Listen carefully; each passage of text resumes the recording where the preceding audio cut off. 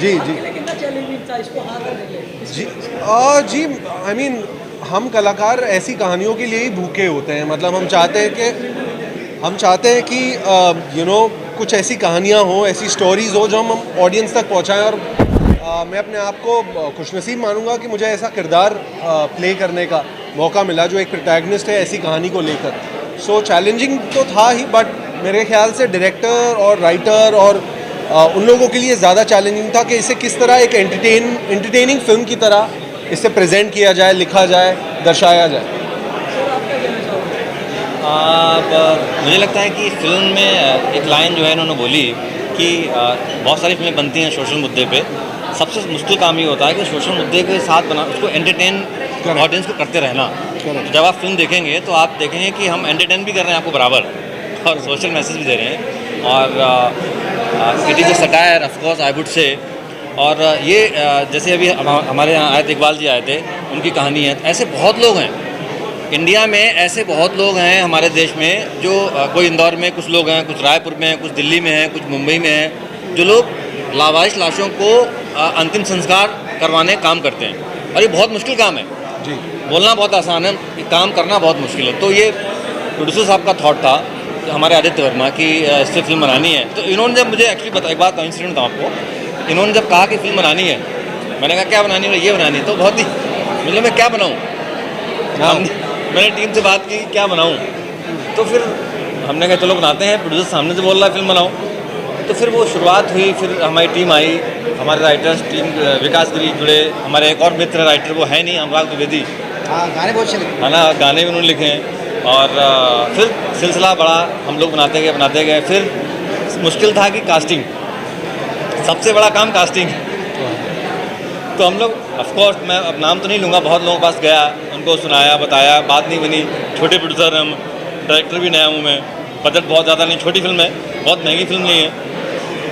अब मेरे casting agency ने जो है मुझे कैसे भी कनेक्ट कराया इनको जब सब मुद्दा पहुंचा सब्जेक्ट, तो इनका पहला ये कॉल था नेक्स्ट डे कि I want to meet the director से मिलना है मुझे। मैं जब मिला, इन्होंने कहा बहुत अच्छा सब्जेक्ट, मैं करना चाहूँगा, बट इनके सजेशंस हैं कि ऐसा करते हैं, थोड़ा ऐसा करते हैं। मैंने ठीक है, बट इन्होंने फिल्म की, जान में जान आई थोड़ी, और बात बढ़ी। फिर मनोज जी आए, फिर ब्रिजन कला आए, फिर वो सिलसिला बढ़ता गया और आज फिल्म बना दी। आपको अच्छा लगा, आई होप आपको ट्रेलर बहुत अच्छा लगा होगा।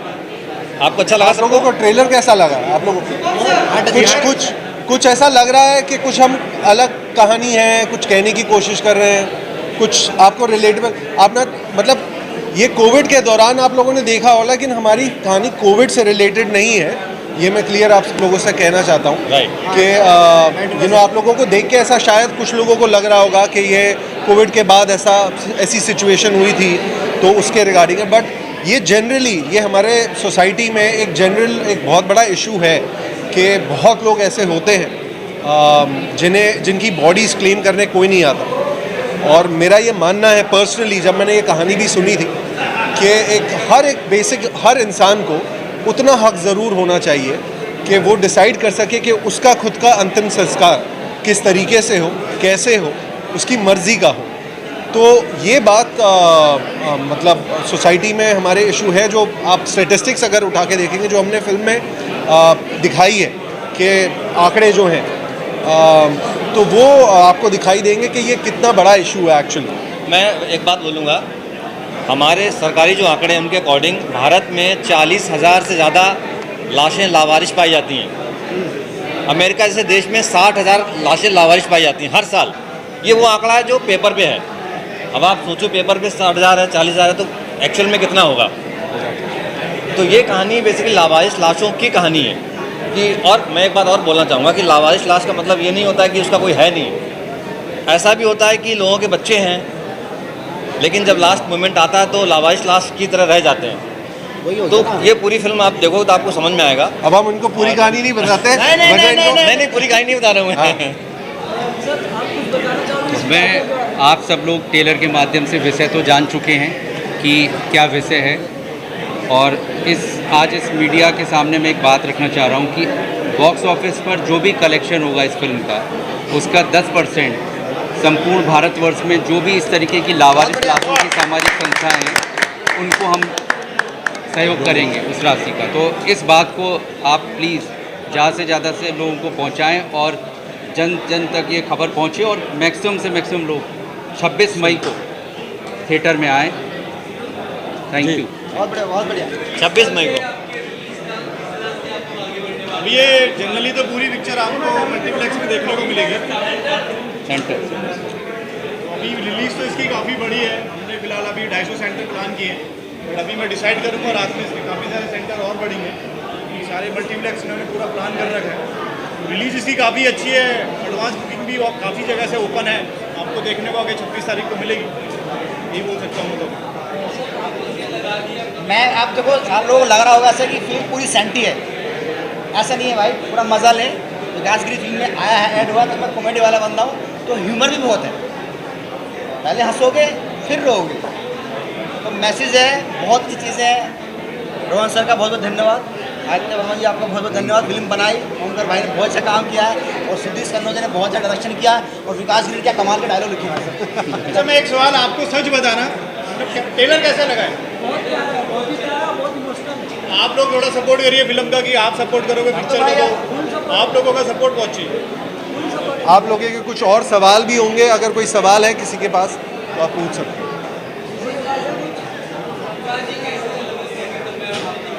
हाँ जी,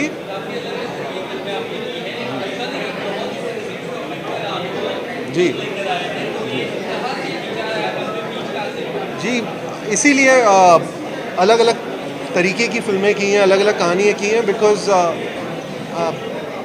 as a actor, as a अभिनेता मुझे अच्छा लगता है कि मैं अलग अलग किरदार करूं, कुछ अलग अलग कहानियाँ, ताकि ऑडियंस भी थोड़ी सरप्राइज रहे, यू नो ओमकार ये भी कर सकता है, या इस तरह की कैरेक्टर में भी दिख सकता है। तो ये थोड़ी रियलिस्टिक कहानी थी, इसलिए मुझे लगा कि मैंने अभी तक एक मैंने कुछ रोम कॉम्स फिल्में की हैं, जैसे प्यार का पंचनामा हो गई या झूठा कहीं का हो गई, तो मुझे लगा ये फिल्म मेरी फिल्मोग्राफी में, मेरी बायोग्राफी में थोड़ी अलग रहेगी हमेशा, तो इसलिए मैंने सोचा कि ये कहानी कहनी चाहिए मुझे एज एक्टर।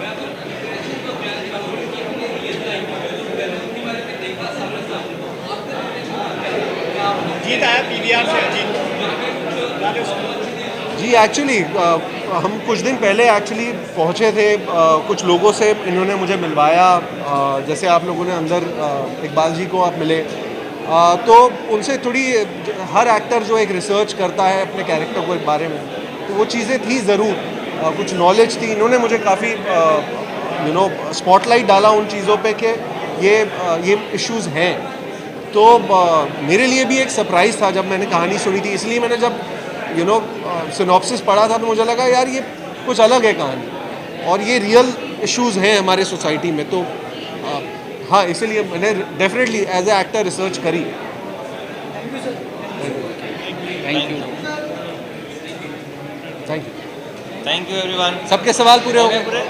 मई को रिलीज़ होगी थिएटर्स में, सिनेमाघरों में, all India, all over the world. आप लोग प्लीज़ ज़रूर देखिए, इसमें सोशल मैसेज भी है, एंटरटेनमेंट भी है, और आप लोगों का सपोर्ट बहुत ज़रूरी है, बिकॉज हम एक छोटी फिल्म बना रहे हैं, लेकिन इस फिल्म का दिल बहुत बड़ा है, इस फिल्म का मैसेज बहुत बड़ा है, और अगर हम समाज में, सोसाइटी में कुछ बदलाव ला सकते हैं तो हमें लगेगा कि हम कामयाब रहे।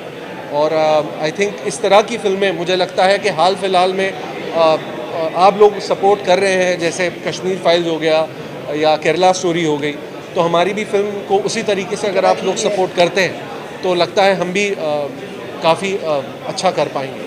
सो आप लोगों की सपोर्ट की, ऑडियंस की सपोर्ट की बहुत ज़रूरत है। Thank you so much. Thank you everyone. साथ में बैठ के देखें, क्योंकि आज कंटेंट ओरिएंटेड फिल्में ही बनती हैं और कंटेंट ही बहुत बड़ा स्टार है। तो इस फिल्म का कंटेंट बहुत बड़ा स्टार है, आपको बहुत अच्छा लगेगा। बहुत अच्छे एक्टर हैं, मैं हूँ, बहुत सारे अभिनेता हैं, विजेंद्र कालरा है, और ह्यूमर, तिरछी ह्यूमर के साथ एक सत्य अपने सामने हमें दिखेगा। इतनी ज़बरदस्त फिल्म बनी है, आप ज़रूर देखें। और लावास्ते को आप अपने मित्रों को, अपने परिवार को भी कहें कि ये फिल्म ज़रूर देखें, कि आज लावास्ते जैसी फिल्में समाज की जरूरत। Thank you very much. एक अच्छा प्रमोशन की ज़रूरत होती है, एक अच्छा मार्केटिंग की ज़रूरत होती है। मैं कुरुश देबू, आप सब लोग मुझे डॉक्टर रुस्तम पावरी के किरदार मुन्ना भाई MBBS से जानते हैं। मैंने यहाँ भी एक डॉक्टर का किरदार किया है, लेकिन साइकियाट्रिस्ट का किरदार किया है, और जो मेन प्रोटैगनिस्ट है उसके साथ मेरा मेन रोल है। तो I really enjoyed my character, मुझे बहुत अच्छा लगा, और पूरी टीम के साथ मुझे काम करने का अच्छा लगा। मनोज भाई जोशी के साथ भी मैंने काम किया है इस फिल्म में। तो मैं चाहता हूँ कि अगर अच्छी फिल्म बनती है तो उसके लिए प्रॉपर मार्केटिंग, प्रॉपर रिलीज़ होना ज़रूरी है, और मीडिया का साथ होना ज़रूरी है। तो ऐसी अच्छी फिल्म के लिए हम चाहते हैं कि आप सब लोग का सपोर्ट रहे, और मेरा किरदार भी इसमें अच्छा है, बहुत ही सीरियस किरदार है, कॉमेडी नहीं है। तो ये फिल्म में जुड़े रहने से मुझे भी बहुत एक अच्छा फीलिंग्स हो रहा है कि एक अच्छी फिल्म के साथ मैं जुड़ा हुआ हूँ। लावास्ते एक बेंचमार्क फिल्म है, याद रखिए, अगर ये फिल्म ऑडियंस थिएटर में देखने जाएगी तो छू लेगी, और ये फिल्म उनके दिमाग में कंटिन्यू चलती रहेगी, चलती रहेगी, चलती रहेगी। इट्स नॉट लाइक दैट कि चलो दो घंटे की फिल्म देखी, एंटरटेनमेंट किया, भूल गए, नहीं, ये झंझोड़ के रख लेगी। लावास्ते ऐसी फिल्म है, तो ऐसी फिल्म ऑडियंस को ज़रूर पसंद आएगी, और आप सबका सपोर्ट से हम ये फिल्म बॉक्स ऑफिस पे कामयाब ज़रूर ले जाएंगे। Keep fingers cross. Thank you very much. Thank you. Thank you. लावास्ते के बारे में आप लोगों ने बहुत कुछ प्रोमो में देख लिया, और सब ने बहुत कुछ बता दिया। बहुत ही एक सीरियस मैटर है ये, हमारे समाज में ऐसा भी होता है, ये बड़े शर्म की बात है हम लोगों के लिए।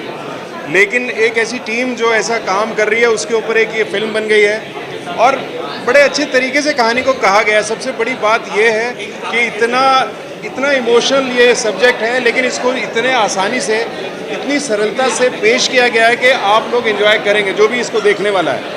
और हमारे प्रोड्यूसर साहब ने आप लोगों से रिक्वेस्ट तो की है, वो तो आप अपना धर्म निभाएंगे ही, लेकिन हाँ, ये अच्छी फिल्म, इनको प्रोत्साहन मिलना बहुत ज़रूरी है। मैं दर्शकों से जो देख रहे हैं उनसे कहूँगा कि आप प्लीज़ जाइए सिनेमा घरों में, अपनी फैमिली के साथ जाइए।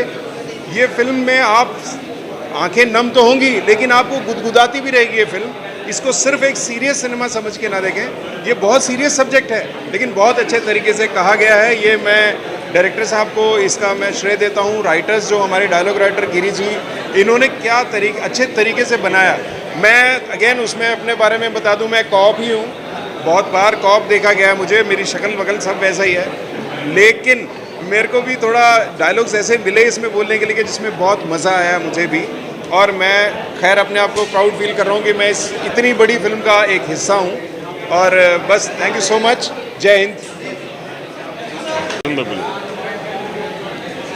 जैसे हमें पता चला कि लावास्ते एक मूवी आ रही है, यानी कि हम लास्ट के लिए हम हैं, और ये एक मूवी आ रही है, तो ऐसा लगा जैसे ये मूवी नहीं है, ये एक सच्ची घटना है जो हमारे साथ घटी है, या जो हम ये काम कर रहे हैं। तो हमें बहुत खुशी है कि आज जो प्रोड्यूसर हैं, डायरेक्टर हैं, इस मूवी को इस माध्यम से इस मैसेज को लोगों तक पहुंचाएंगे कि एक क्रियाक्रम करते हैं तो उसकी कितना महत्व, कितना इम्पोर्टेंस है उसका। और हम बहुत खुशी है, हमारे पास शब्द कम है कहने के लिए जो किरदार है जिन्होंने काम किया है, या हमारे इकबाल ममदानी जी है जिन्होंने ये इस कार्यक्रम को लीड किया है, हम तो साथ में रहे इसको करने के लिए।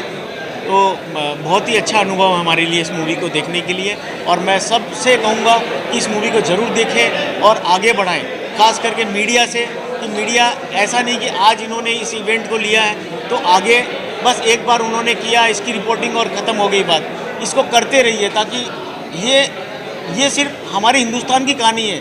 आपको पता चलेगा कि यहाँ अगर ऐसा हो रहा है, जहाँ इसकी संस्कृति ऐसी है, तो बाकी जगहों पे क्या होगा। तो मुझे पूरा विश्वास है कि इस मूवी के माध्यम से लोगों के दिल में थोड़ी तो जगह बनेगी कि हमारे माँ बाप की क्या अहमियत होती है, या हमारे परिवारजनों की क्या अहमियत होती है, और उसके लिए आप कम से कम उसके अंतिम समय में साथ दोगे और उनका सही ढंग से क्रियाक्रम करोगे। धन्यवाद। देखिए, मैं ये सबसे पहले तो फिल्म की टीम को बधाई देना चाहूँगा कि जो कॉन्सेप्ट उन्होंने चुना ये वाकई में एक बहुत चैलेंजिंग है, ख़ास करके पूरे समाज के लिए, पूरे मुल्क के लिए। रही बात हमारे काम को लेकर के, तो मैं फिर वर्मा जी के लिए शुभकामनाएं देना चाहूँगा कि इस टॉपिक को उन्होंने देखा, हमसे बात की, खास करके सुदेश कनौजिया जी जो कि इस फिल्म के डायरेक्टर हैं, बहुत मेहनत करके इस फिल्म को उन्होंने समझा और बनाया। ये दोनों कॉन्सेप्ट अलग है। फिल्म में जो चीज़ें बताई गई है कि किस तरीके से पिता माता अपना खून जला करके अपने बच्चों को बड़ा करते हैं, और एक हर माँ बाप का ये सपना होता है कि अपने बच्चे जो है उनसे ज़्यादा कामयाब बने, जिसको लेकर के वो देश विदेश में अपने बच्चों के लिए कुर्बानियाँ देते हैं। लेकिन एक वक्त ऐसा आता है कि बच्चों को लगता है कि शायद वो बहुत सुपीरियर हैं, उनके पास वक्त नहीं है अपने माता पिता के लिए, तो ज़मीन जिसकी जो होती है शायद हम वो भूल जाते हैं और उसको लेकर के लगातार काम करते हैं।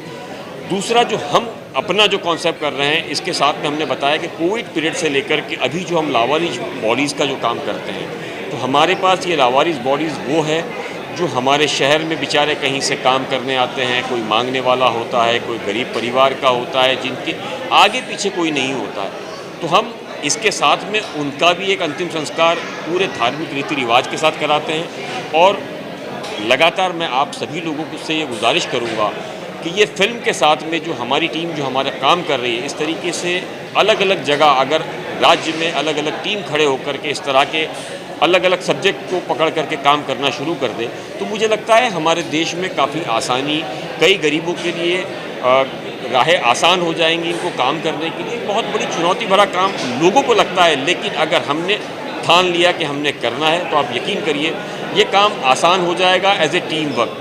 मेरी फिर एक बार शुभकामनाएं पूरे फिल्म की टीम को, उनके प्रोड्यूसर और डायरेक्टर और एक्टर्स को कि ये फिल्म ज़रूर चलेगी। और मैं लोगों से भी ये गुजारिश करता हूँ कि एक बार इस फिल्म को ज़रूर देखना चाहिए, ताकि ये पता लगे कि माँ बाप की क्या कुर्बानी होती है, बच्चे कैसे बड़े होते हैं। बच्चे आज समाज में जाने के बाद भले ही वो किसी कंपनी के CEO हो जाए, किसी के कुछ अलग अलग स्टेटस पे वो चले जाए, लेकिन माँ बाप होते हैं आखिर। Thank you so much.